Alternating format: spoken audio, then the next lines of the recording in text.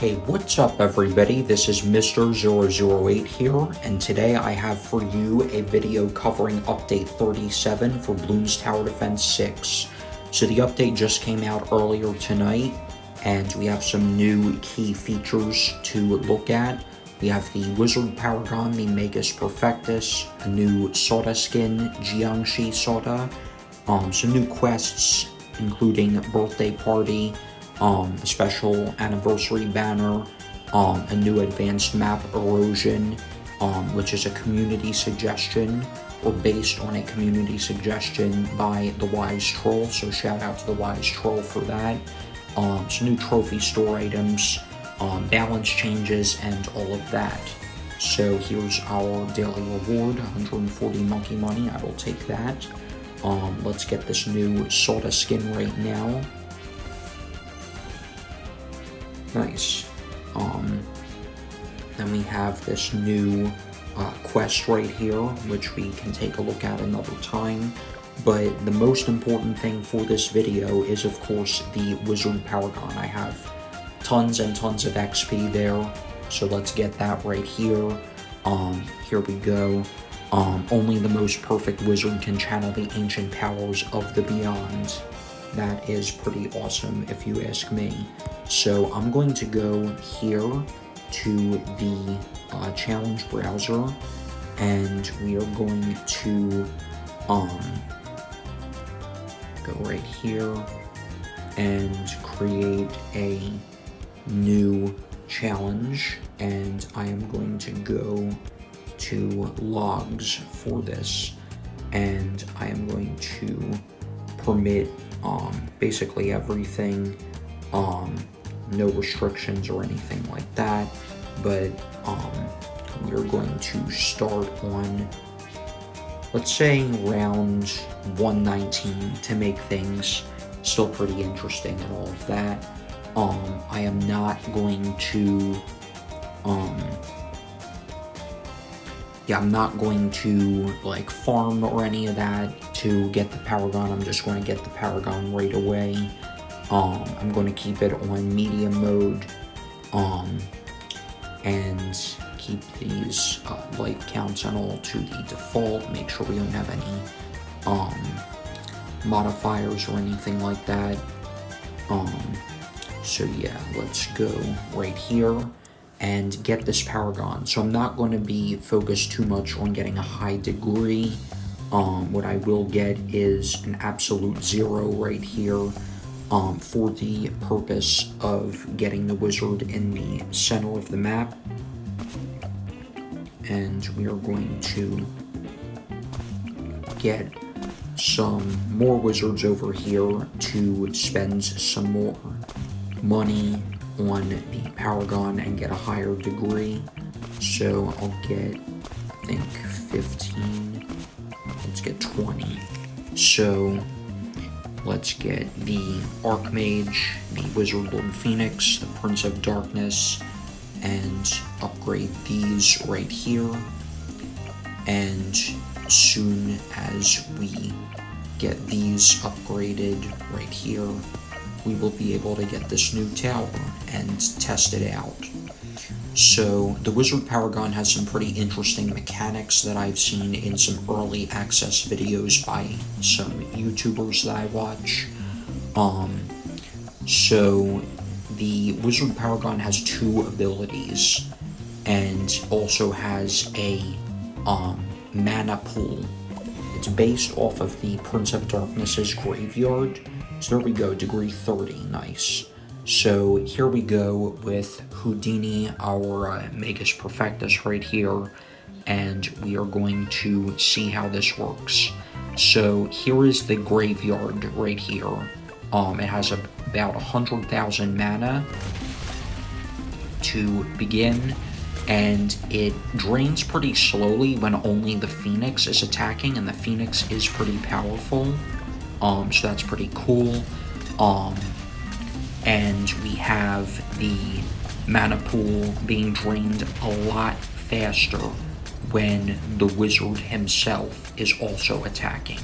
So it's pretty important to choose your timing here on how you want things to go, and what you want to do to make sure that you're not draining your mana too quickly or at an inconvenient time. So I am going to switch modes right here. So now the Phoenix is disabled. The Wizard seems to have some pretty long range. So when you have this mode enabled, you gain mana, but the attack is far weaker, and the Phoenix is not enabled when you have this mode on. And it automatically turns off when you get back up to 100,000 mana and goes back to the Phoenix mode. But you can, I'll wait until I have a significantly lower amount of mana, but I will show you that you are able to switch modes even if your graveyard is not back to maximum capacity. So that will be pretty nice to see. So overall, we're looking pretty good so far. I'm thinking maybe I should have started on round 130 or 140 rather than 119, but I did want to start early enough such that if it wasn't as strong as I thought this tower was going to be, that I would have another way of going about things. Or rather we wouldn't lose as soon as we started or soon after. So you'll see when this mana graveyard runs out of mana, the mode automatically switches to the beam attack, and we can switch manually between the Phoenix and the draining attack that isn't as powerful but recovers the mana. It will automatically switch to the Phoenix mode when you have max mana again, and it will automatically switch away from the Phoenix mode when you have no mana left at all. So the Bloons are getting a little farther, but they're still not getting all that far. So when the graveyard is at maximum capacity, I will show you the first of the two abilities. So let's look at this ability right here. So we drained our entire mana pool right there, and we have these zombie ZOMGs that spawn, and then they turn into zombie BFBs, and so that's pretty cool. That is nice. There are a couple of zombie Bloons there. I don't know what makes them spawn. I think it may be the Wizard himself, but even on the weak mode, that fortified DDT on round 135 still only got like a third of the way, if that, through the map, so that's pretty cool. And it shows how strong this tower is. So this video may be longer than I expected for it to be, but I do want to get out some content as fast as possible on this update because I like to provide this for my viewers as soon as it is available. So let's take a look at the second ability right here. So unfortunately we did lose lives there.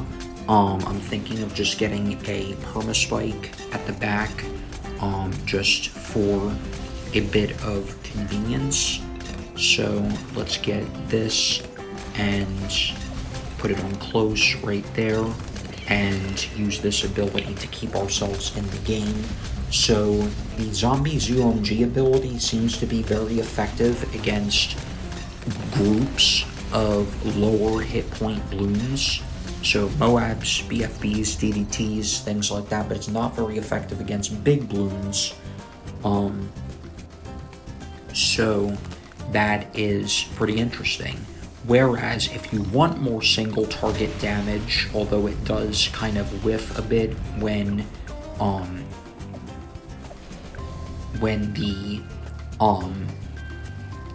the Bloons are moving very fast, you can use this other ability right here, which shoots out, or causes the Wizard to shoot out 3 of these flame burst or flame, like dragon's breath like attacks. And there are also the firewalls that appear, so that's pretty nice to have. So I'm going to use the zombie ZOMG ability right there to avoid any possible issues with the DDTs. And then we can recharge our wizard right there. But this thing does drain very quickly. I'm not sure why the wizard was set to strong there, but I'll switch him back to first. And that's the one thing that I don't like about this Paragon, is that the main attack is so draining. Like, the Phoenix is almost as strong as, if not as strong as, the wizard's main attack, but is still, like, it doesn't consume much mana. It's like 10 per second out of 100,000, but you're consuming like 5,000 per second per bloon with the main wizard's attack. And that's not even the powered up version. The powered up version, this version right here, consumes less than that. Consumes 5,000 per second, regardless of how many bloons are in range of the wizard. So that is something that is pretty interesting. But yeah, it definitely does make for a unique tower. I will give Ninja Kiwi credit for that. Because I do like uniqueness more than anything else in games. So, yeah, we're on round 146 right now. We may be able to get to round 170 or 180 or so.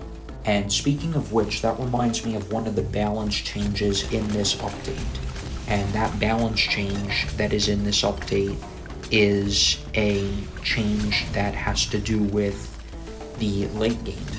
And so Ninja Kiwi has decided that while they are keeping the rate at which bloons increase in speed and health in like the ramping of the game, they're keeping that the same, but they are making it so that less bloons, numerically speaking, spawn per round in the late game. I'm not sure when that kicks into effect, if it's around 140 or around 200 or something completely different. Let's get these zombie ZOMGs so we don't have to worry about the DDTs, and then we can recharge when there are very few strong bloons on the screen.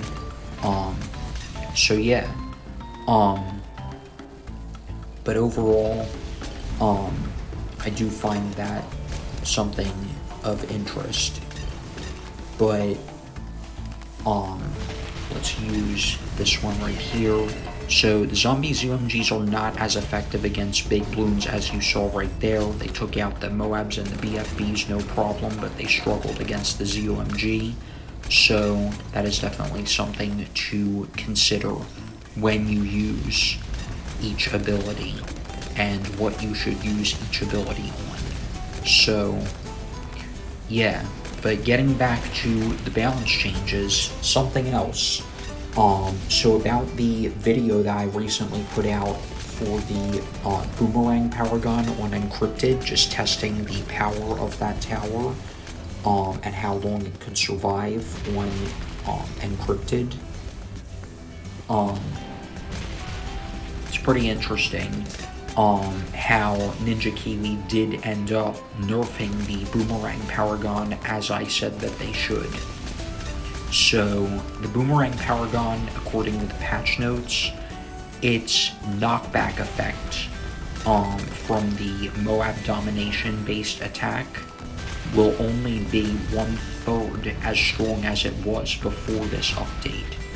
So that is interesting. The knockback is what is getting nerfed, just to be clear. The amount of damage it deals is the same, so it will not be weaker against bad bloons, and it won't deal any less damage against any bloon type. But I consider it a major nerf in terms of how well it's able to deal with DDTs, especially when the ramping really kicks in. So that is definitely something that is interesting, but I'm glad that they decided to nerf the Boomerang Paragon because it is very, very powerful for its price. So I definitely think that it is a good decision on Ninja Kiwi's part, and we'll have to see how things play out with this change. So, let's use this. It looks like we didn't get all of the DDTs with those zombie ZOMGs, but we did get most of them, and the Perma Spike took that other one out. So let's recharge since there are no crazy fast balloons on the screen right now, and we will just keep switching right here so that we can not drain our graveyard too quickly. And we will do this, not the most effective thing, but still ended up working out at least well enough for us to keep going on and not lose. So yeah, and speaking of other Paragon related balance changes, Ninja Kiwi decided, even though I thought that the Ninja Paragon was fine as it was, not too strong, not too weak, they decided to buff it.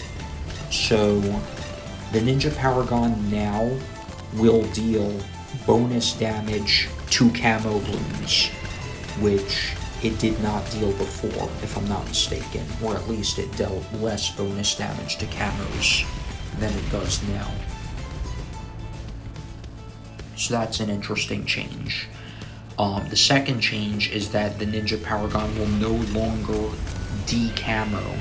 I accidentally used that ability when I had no mana, but we'll use this one right here to save ourselves from those DDTs. But yeah, so the Ninja Paragon is now more powerful in the sense that you may not think that the fact that it no longer decamos is a good thing, but it is. It is something that makes it stronger. So how so is that? Well, because it deals bonus camo damage, and because it will now provide universal camo detection to all of your towers on screen, just like Etienne does starting at level 8. So that's something unique, something I was not expecting, for sure. But it is definitely something that I am eager to see where it takes the game. But yeah, so that will definitely make the Ninja Paragon the new way to pop DDTs super late game, because the Boomerang Paragon got nerfed, especially against DDTs, and the Ninja Paragon got buffed, especially against DDTs, because while it no longer decamos, it provides universal camo detection, so you don't need to wait for it to hit a balloon in order to make it detectable by all other towers. So that is something that I am interested to see how it plays out. I don't know if I agree with the change because of how powerful this tower will be now, but we'll see. We'll wait and see. We'll test with this new change, or these new changes for the Ninja Paragon, and see where it goes. And I think there was another change to the Ninja Paragon that is a buff as well. I'm trying to remember what that change is, but it is definitely something that makes it stronger. So I already talked about so now I remember what that change is, and that's that its sabotage will now be less like the 4th tier Bloons Sabotage, and more like the Grand Saboteur, the 5th tier. And that is because it will no longer only slow Moab class balloons down when they spawn, but it will also make them spawn with reduced health, specifically 25% less health than they would normally have.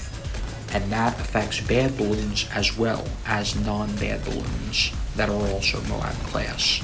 So that is something that I am definitely interested to see, how it affects the game and what it does and how strong it will make the tower.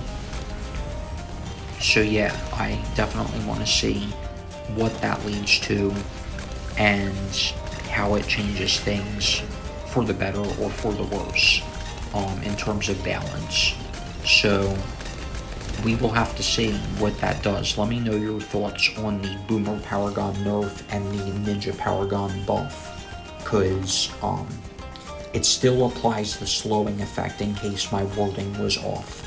It still applies the slowing effect, but additionally it will apply a Moab class Bloon hit point reduction upon them spawning, which it did not apply before.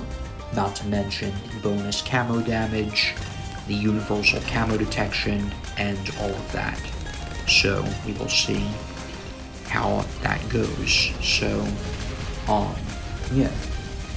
And there are a couple of other interesting changes. The Spectre was reworked so that's stronger against single targets but weaker against massive groups of Bloons. The Supermine's damage over time was buffed from 1,000 to 2,500 per second.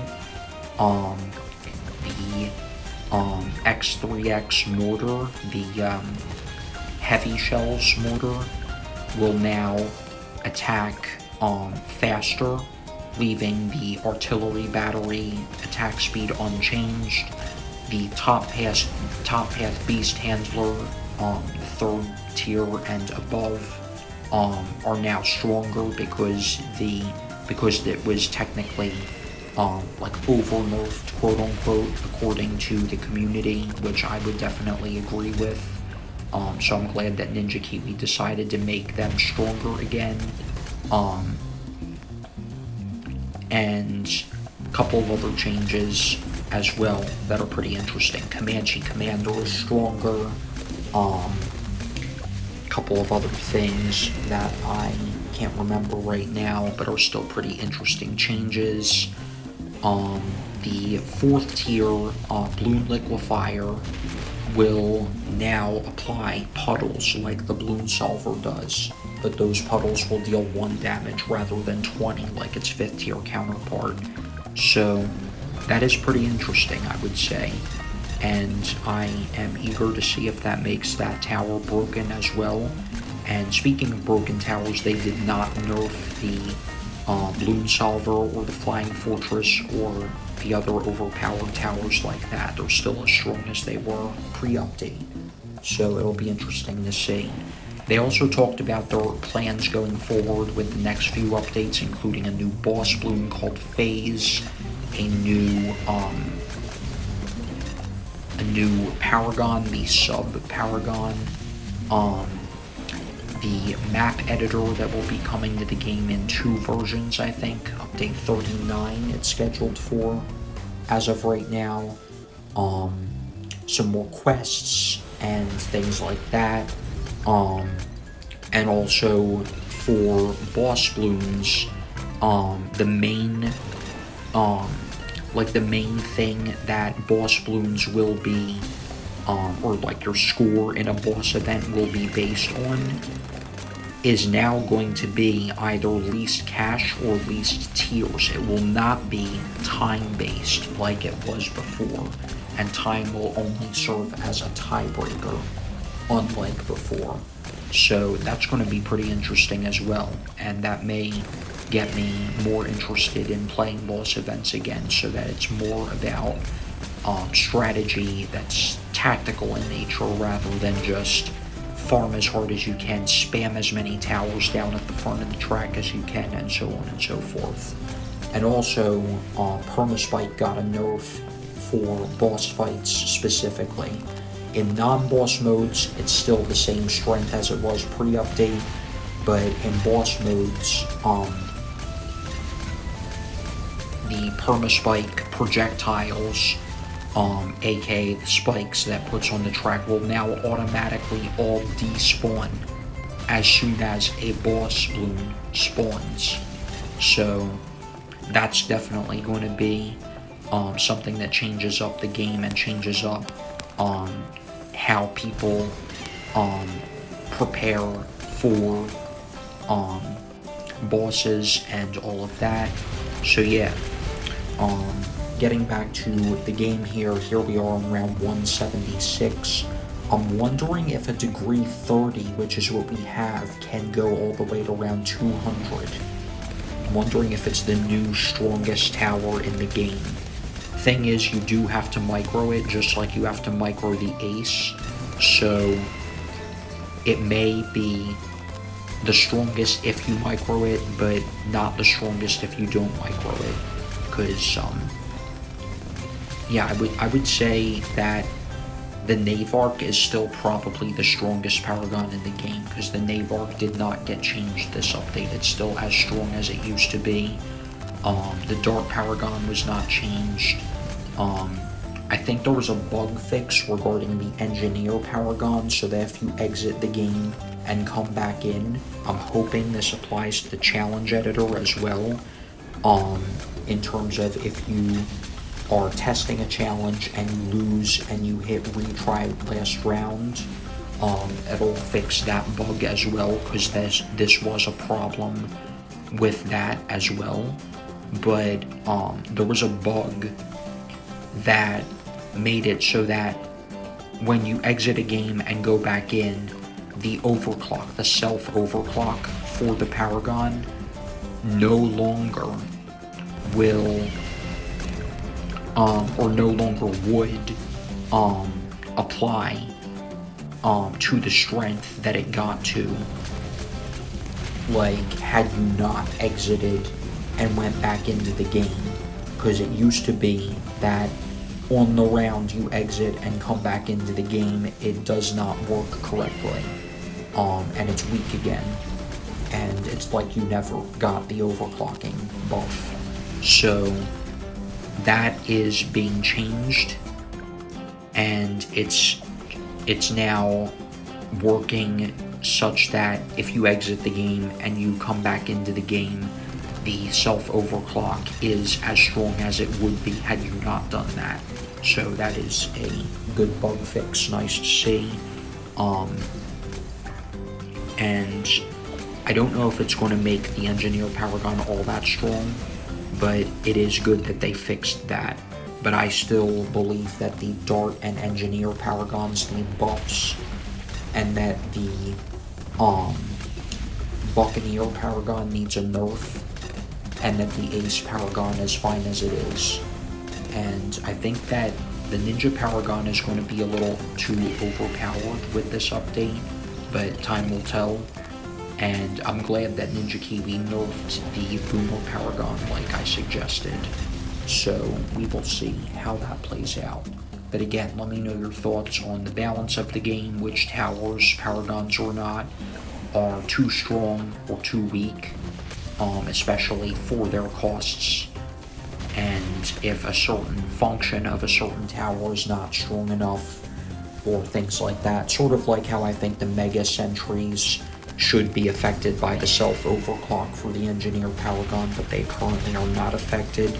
And I also think that the green and red sentries should not have problems popping purple bloons, but they currently do not pop purple bloons. Only the blue sentry and the engineer himself pop them, but the green and red ones do not, which I think is bad overall, bad for the game for a Paragon. I think all Paragons should have universal damage, and they should all have camo detection and all of that, but we will see how things play out in that sense. So it's looking like we're losing on round 182, but let me see if I can do this differently. So I'm going to recharge this as soon, as quickly as possible, then use the zombies UMGs. We take out the DDTs there, and now we're recharging right here. Let's use this, and we will have 10 seconds to get that super powered bad damage right there. And I'll target last just so that I don't pop the first one too soon. And now we will switch back and roll into the Phoenix mode again. And we will recharge now, target last, and spawn the zombies UMGs like that. And we do have to use the perma spike, it looks like, to eat up the eat up the Moabs there that almost leaked, but we do manage to beat round 182 with some assistance, in all fairness, so this isn't technically a how strong is the Wizard Paragon by himself, totally by himself, because we do have an absolute 0. I'm not using the ability though, I'm only doing that for tower placement efficiency, but yeah, it is pretty interesting to see. So it's looking like we are getting to the point where we do have to use the first of the Wizard Paragon's 2 abilities in order to take down bad balloons.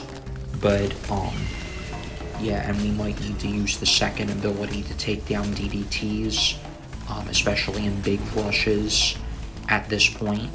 But hopefully we get that first ability recharged in time and we get enough mana to use it in an effective way. So there's that.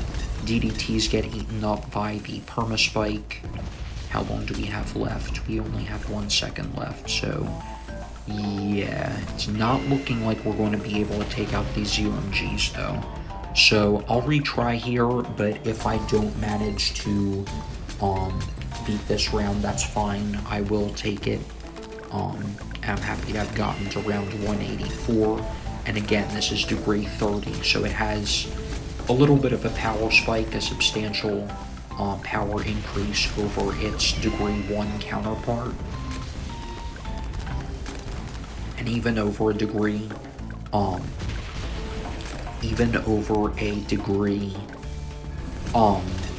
10 or 20. So let's see now what we can do. So we do beat 184. Let's see if we can beat 185. So here we are again, of course, with the mana being drained like crazy. So let's wait for 4 zombies UMGs right there. Eat up all those DDTs, and other DDTs get eaten up by the Permaspike. So let's go ahead and use this ability right here for the stronger attack, especially for the stronger balloons, higher hit point balloons.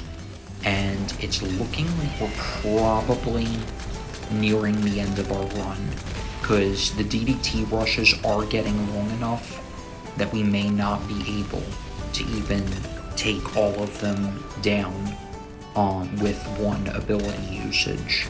So let's see what we can do here. Use this ability and see if we can pop this bad. If we pop the bad layer, which it looks like we won't, I was thinking that maybe we would beat this, but it's looking like we won't. So yeah, I'm going to call it there, around 186. So, not bad. I'm happy to have gotten to this point with this Paragon. Let me know if you think it's too strong, too weak, or fine as it is. I'm leaning towards fine as it is, because it did not make it to round 200, but it also didn't lose in the 150s or 160s. So yeah, that's going to wrap it up for today's video, you guys. Thank you all for watching, and I hope you've enjoyed. If you have enjoyed the video, make sure to leave a like and subscribe for more interesting content. And yeah, 165.8 million pops. Not bad. And I will talk to you all again in the next video. Peace out.